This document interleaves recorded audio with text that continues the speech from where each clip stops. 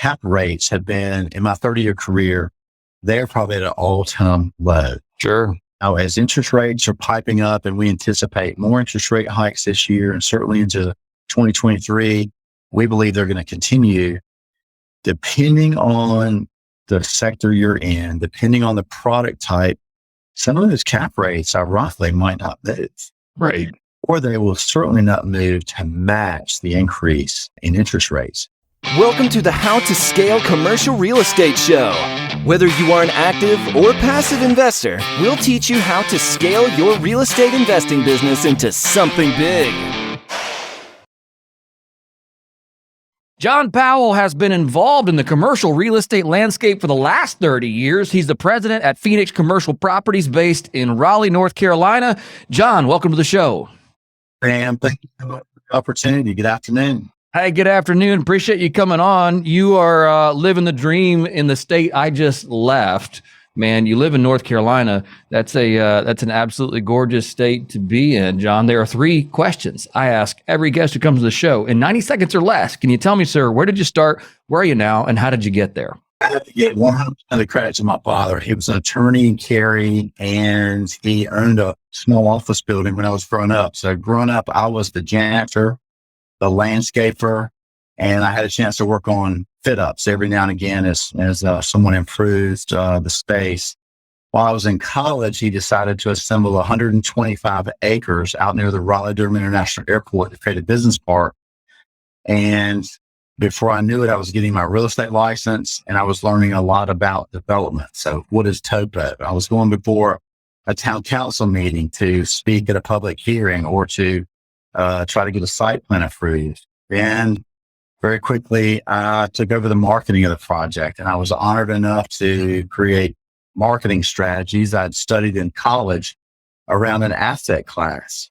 I then decided to open up my own real estate firm, and I had that firm for 20 years before joining a larger firm in Raleigh. And then I came over to Phoenix, actually, I just started my 6th year. So 5 years ago. Unfortunately, the founder of this firm passed away very unexpectedly.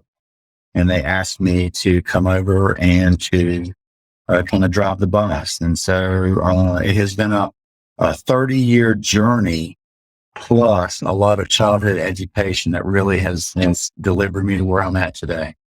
Man, that's awesome. And you're involved in a business that I bet when you were a teenager, you never saw yourself being involved in. No, not at all. I will say that summers and Christmases, oftentimes being home from college, I might work at my dad's office, but I quickly realized that they were representing clients or projects or developments or redevelopment of older type product to really bring new life to it. And I decided to not really look at the residential sector. I focused on commercial literally from day one. That's really, really cool. And that's a jump that a lot of people struggle with, is going from the residential to commercial. And you kind of just got baptized by fire, it sounds like, directly into the commercial market. That is a very accurate statement, because I had a team of 3. I had me, myself, and I opened up an office, and I really just tried to figure it out. Now, I had in-house counsel, and so I relied on my dad a lot, and he was a very sharp attorney. And so again, I'm very thankful for maybe the way that I was able to at least get initiated into the business. Now, what's interesting is that you got in the 125 acre project was your dad's project, right? It was very ambitious. And there were a lot of bumps and bubbles. I still remember one of his first loans. Imagine a development loan in today's market at 18% interest. Do you remember? And I was just getting started into commercial real estate. And I was like, Dad, I don't know a whole lot, but this doesn't sound like a good idea. And the smart thing that he did was every dollar he made when he sold a lot, or I actually handled the marketing, we sold a lot, he paid off the debt. My first client, I got a chance to see him never take money out of the project. In essence, he wanted to be debt free. And that is gold when you look at what we all do. Yeah, absolutely. What gave you the idea to go into brokerage versus being on the investment side, kind of like your dad? I thought that I do have $100 million dream. If I just had the checkbook, oh my goodness, I could change the world. I've never been that guy. So I really had to work for a living, but I really thought that I had the personality, I had the local knowledge, and certainly business connections to where I could help people. And I've always been a quick study. On the same token, I've never been one to know all the answers. I'll be straight up and tell somebody that I might not know it, but I know where to find the solution. And my dad taught me a lot about integrity and just being a man of your word. And, that really has proven very fruitful in not only good economic times, but certainly in more difficult times, because it does kind of bring out the true test of a man when your back's against the wall, right? That's absolutely for sure. What are you guys focusing on right now in your brokerage? Like what is your core specialty? I have to say, among our 10 brokers who are in production, we're not a silo firm. So let me first say that we have dear friends who are at the nationals, and they're just in that office sector or just in that retail sector. We're a bit more generalist, if you will, but we have also understand the importance of kind of swimming in the pond that you feel comfortable in. I am mainly an industrial guy. I'm also an office guy. Those are probably the two platforms I spend 99% of my time in. We have others here that are more focused on retail and or investment sales and or land. And so of the primary sectors, office, industrial, retail, and multifamily, we do a little bit of multifamily, but typically it's more on the land side, representing the seller and or representing the buyer in their site selection. Got it. So tell me this, when you look at the market right now, and I know this is every real estate market is local, but where is the greatest opportunity? If somebody came to you and said, John, hey man, I got a pile of money, I want to invest it in Raleigh and or its surrounding areas, what do I do with it? Well, we probably would stay away from the industrial sector and or the flex sector. Ironically, they've never known a pandemic's going on. That is the most competitive sector we have right now. Tremendous demand for that product, yet very low supply. As you can imagine, all the guys and girls who we want to support, the restaurants, the various service organizations, they have rebounded, but they are still, I'll call it soft. So probably the best sector to maybe invest in right now would probably be the retail sector. Office along the same lines. A lot of the office market, because of that work from home platform that we've all kind of become accustomed to, and again, really kind of an attitude adjustment for all of us, some office buildings haven't been able to adjust. The buildings that have amenities attached to them, so maybe they have an on-site gym, or they have a cafe, or they have walking trails, kind of exterior amenities. Those office projects have really continued to thrive and or certainly maybe remain stable. The older buildings who maybe haven't been repurposed, or the nicer A- buildings that maybe didn't have that amenity package, those have struggled. And so we do have out-of-market investors who are looking at some of those nice, well-located office properties that, to me, offer tremendous upside. What are people doing with those? I mean, if they are amenity light, maybe nice product in a good location, what are people doing to make those attractive assets? Probably the number one thing, Sam, that they're doing is trying to figure out how can we kind of even the playing field. Like some of them will add an exterior amenity like a putting green, or not a fire pit, but just an outdoor gathering space to where you truly can offer that aspect to the campus. Others have all of a sudden become, I'm a fan of the food truck. My daughter loves a food truck. And so all of a sudden you have Food Truck Tuesdays. Yeah. They'll rotate that aspect. We have one landlord that every now and again, he has a power issue. He likes ice cream. So the way that he tries to think or recombat that issue with his tenants is if he ever has kind of an issue that affects the quality of your experience there in that building, you're going to be blessed with some ice cream, probably a Monday or a Tuesday the following week. That's hysterical. That's hysterical. Are you seeing, you said buildings that are struggling? Are there, rampant vacancy? Is it when you say struggling, what do you mean by that? Probably, and it really depends on the sector, but let's say take the office sector, for example, Sam, the urban areas, downtown Raleigh, downtown Durham, downtown Charlotte, the towers have been extremely affected by the work from home environment. Therefore, and today, here it is in August, those buildings may be, I'm going to say 60 to 70% full. So there's a tremendous amount of sublease space in those buildings. So as a tenant, you could potentially capture a value by taking on a sublease space. On the same token, that building being less than full, all of a sudden the men and women who are selling coffee and bagels for breakfast, nobody's there to buy that. Right. The women who are selling lunch, there's nobody to buy that because those who are in those buildings more than likely have brought their lunch to the office. And so it kind of, there's this trickle down effect for those buildings. The winners have been what we call low rise product, the 2, 3, 4, 5, 6 story product. There almost seems to be a mindset, Sam, that I don't want to ride in the elevator with you for, say, 18 floors. On the same token, I can't walk 18 floors to get to my office.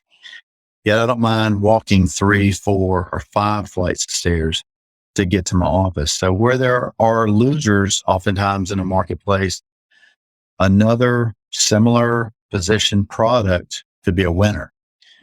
So from a tenant rep side, even from a landlord rep side, even we're on the 3rd floor of a Class A building, and within our 3-building campus here, there's very little vacancy.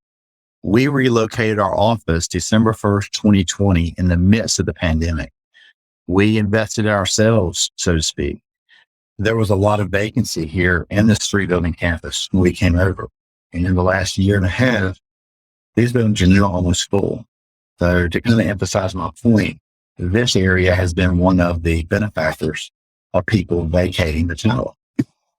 That's interesting. So you're saying a low rise 2 to 4 floor office building with amenities is really what right now it seems that people are looking for. We all want the good ingress, egress. We want convenient parking and this and the other, but absolutely, if you have good access to the interstate or any other areas to banking and retail and other things that we need just to conduct our lives, these buildings are thriving. I will also say that proactive landlords, the best of best, upper class, they have now increased their janitorial services for those that are concerned about the pandemic. And so case in point, in our building, we're fortunate we have a day porter that cleans the restrooms 2, 3, 4 times a day, cleans the lobby twice a day. That is an exception, but yet it really gives us a comfort level that maybe we didn't demand, or maybe we didn't even know that we needed. But yet now that we have it, we feel very thankful to be in really where we've chosen to plant our feet. Yeah, absolutely. I think that's really cool. I mean, it's one of those things. People love to say that, there's no opportunity in office space, or, paint broad brush, strokes, saying, all right, the office is dead.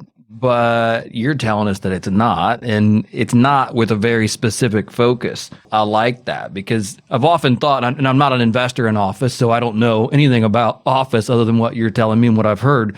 But it's always nice just to hear from someone that knows, man, there is opportunity. You just have to know where to look for it. And I think that was with any type of investment that we want to pursue, whether it's individually or collectively, it is just do your analysis. And if you can kind of go and visit some of these sites, you'll quickly see those that take care of the exterior, and more than likely they're taking care of the interior.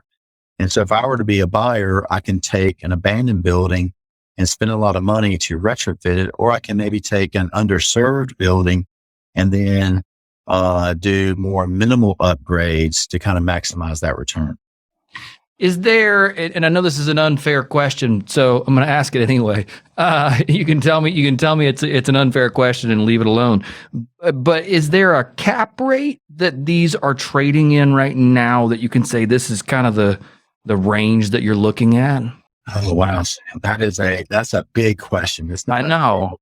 big. And I will say cap rates have been, in my 30-year career, they're probably at an all-time low. Sure. Now, as interest rates are piping up and we anticipate more interest rate hikes this year and certainly into 2023, we believe they're going to continue. Depending on the sector you're in, depending on the product type, some of those cap rates, ironically, might not move. Right. Or they will certainly not move to match the increase in interest rates. Right. If it is a well-positioned building that has one single tenant with a long-term lease, obviously the cap rate is probably sub 5. If it's an industrial building with one tenant or two tenants, 100,000 square feet, 400,000 square feet, and they're brand new 7 or 10-year leases, those buildings might be trading at 3.5 or so 4. It's actually incredible. And so on one hand, the buyer pool is very minimal. But if you have that product type and if you want to sell it, you will be inundated with opportunities. And we just did a deal on a large industrial building. We were fortunate to capture a 20-year lease on it. Wow. And we checked all the boxes. And again, this was kind of the unicorn. This was the leprechaun riding the unicorn. And those are the deals we try to get. If these investors wanted to sell that building, they could sell it for, a 3. Wow. But it's such a new lease, there's no incentive to do it. And so we've just recommended they just sit on it, enjoy it, and maybe down the road will be a time to look at recapture those dollars. Wow. That's really cool. Last question for you here, John. Thanks for taking the time to kind of break down where you're seeing opportunity in your market, where you're seeing risks. But you guys do something every October there with your team, and you don't just do it once, but you do it for 4 entire days. Tell me about the value that brings to your company and what you guys do. Oh my goodness. See, one of the things that we do at Phoenix Commercial is, and culture is really the bedrock of who we are. And really the people here at Phoenix, as I refer to them, each of us are an individual ingredient in our recipe for success. But each October we get out of town.